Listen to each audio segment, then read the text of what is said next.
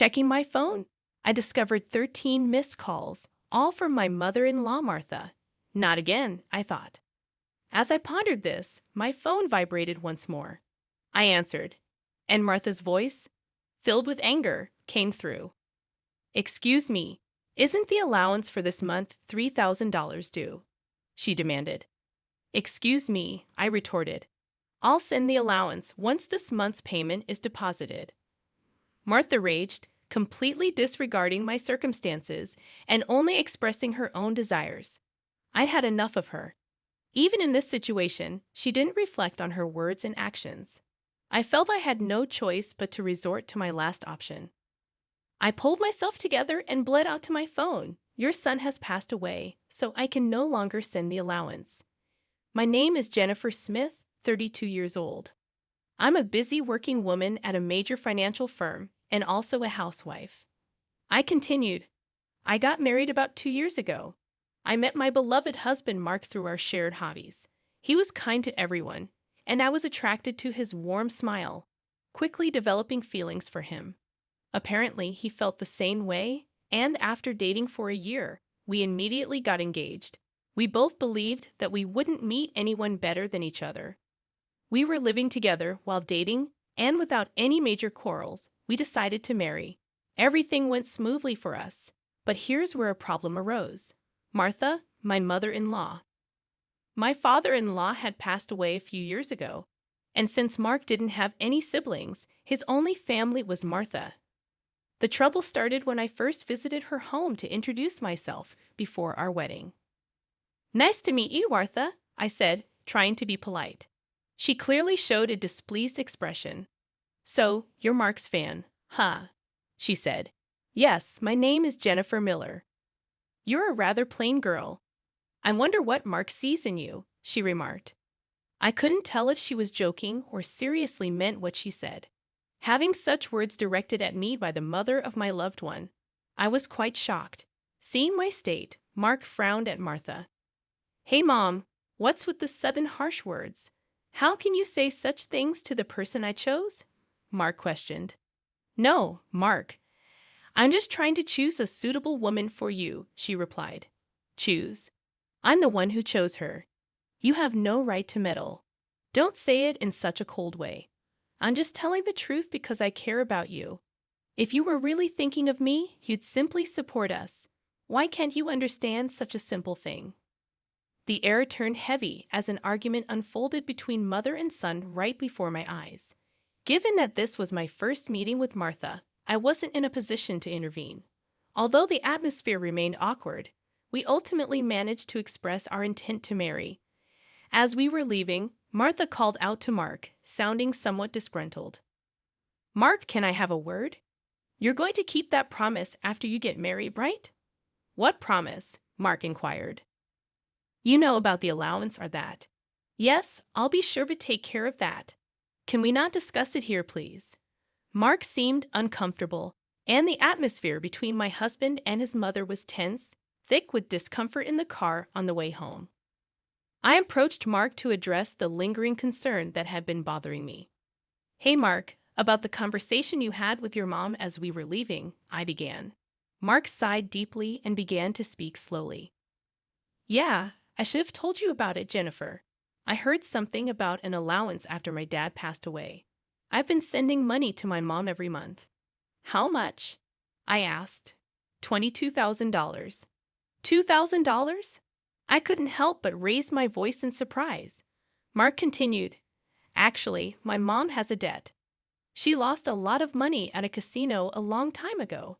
She's still paying it off, and because her health isn't great these days, she spends a lot of time at home. But she still needs money to live on." $2,000? Isn't that a bit too much?" I questioned.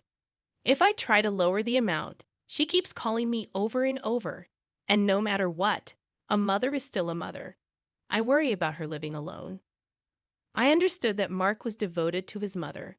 However, 2 months after our wedding, during my lunch break one day, I received a phone call from Martha. When I answered, she began to speak in a cheerful tone. "Jennifer, long time no see. Can we chat for a bit?" I hesitated before replying, "Yes, what can I do for you?" "You could start sending me money," she said. I was so taken aback that I couldn't find the words to respond. However, Martha seemed excited to continue the conversation. "You mentioned before that you're working for a financial company, right?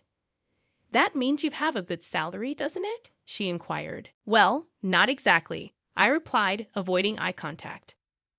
"Are you lying to avoid giving me money?" Martha's tone turned accusatory. "That's not what I mean," I explained. "But Martha, you're still receiving financial support from Mark, aren't you?" In response to my question, Martha defiantly replied, "So what?" I stated what I felt. "Martha, receiving $2,000 in monthly support is a big deal, and yet you're asking for more, really." Martha questioned, "If you were to send me an additional $1,000, I could avoid burdening Mark."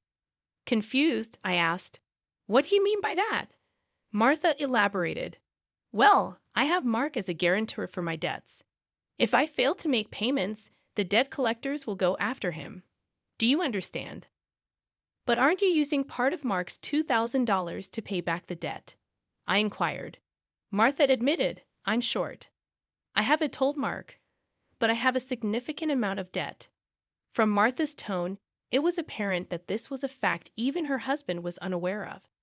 Having children in the future would increase our expenses. Additionally, taking over Martha's debt was not an easy task. If Martha's payments fell behind and the debt fell onto Mark, the interest would likely have accumulated significantly by that time. If I refused to send money, it would eventually become a problem for my husband as well.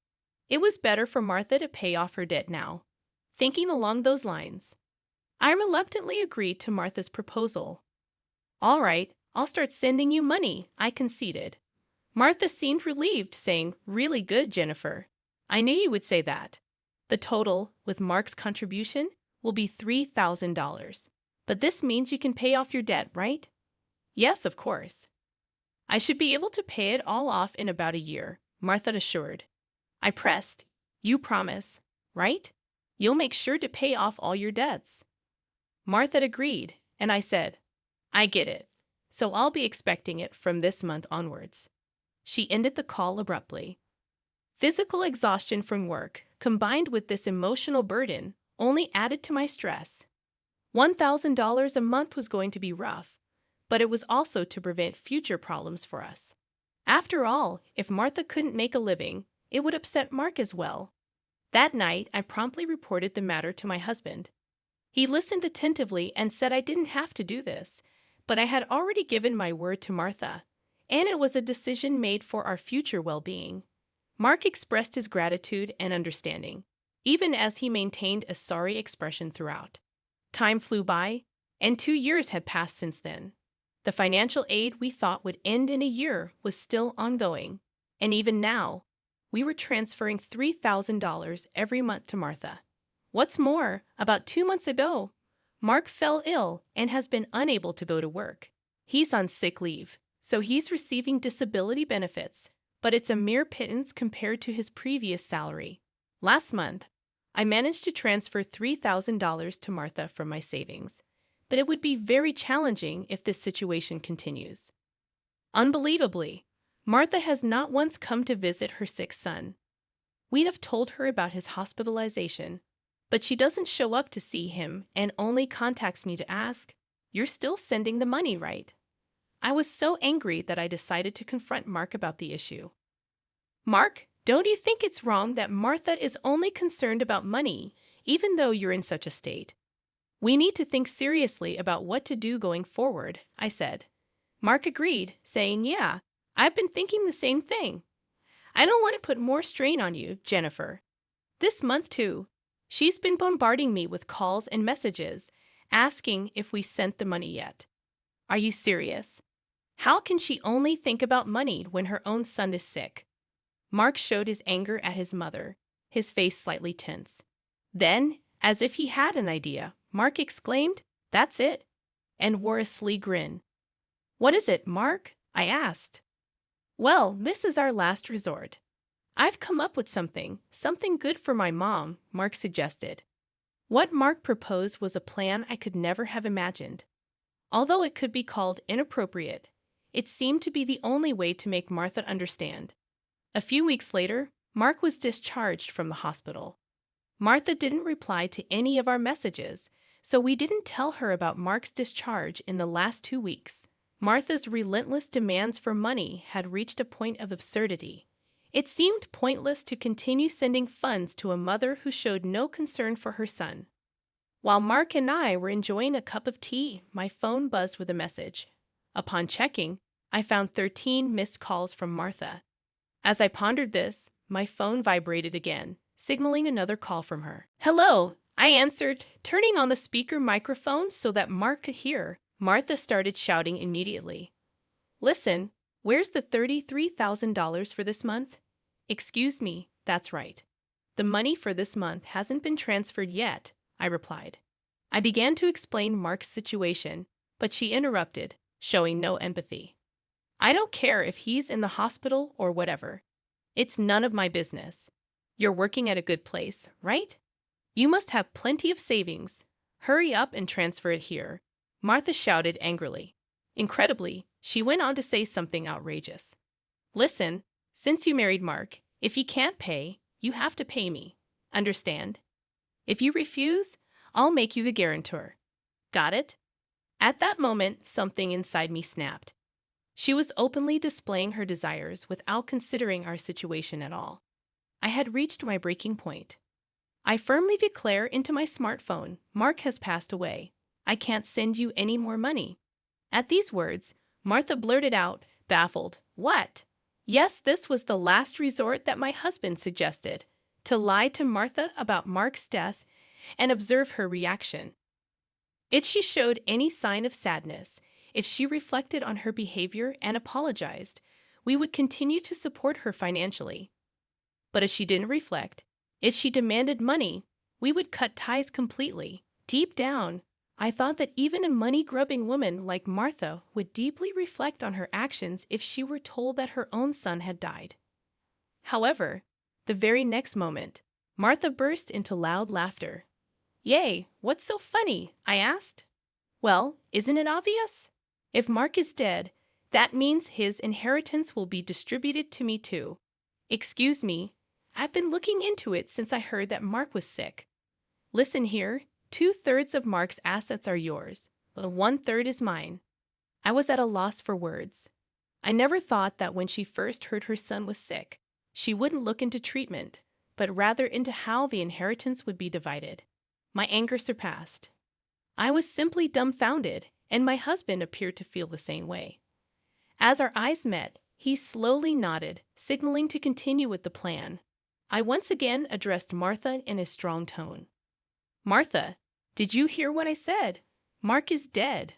"I heard. What about it? Aren't you sad your own son passed away before you?" She callously responded, "You just make sure to send me. I won't let you get away with not doing it," I exclaimed. However, with a click, the phone line was abruptly cut off, and a dial tone echoed. Glancing at my husband, I saw that he was visibly shaking with a face red with anger. "Mark, are you okay?" I asked. My husband looked into my eyes and said, "I'm cutting ties with her. She'll likely come here eventually, demanding my money.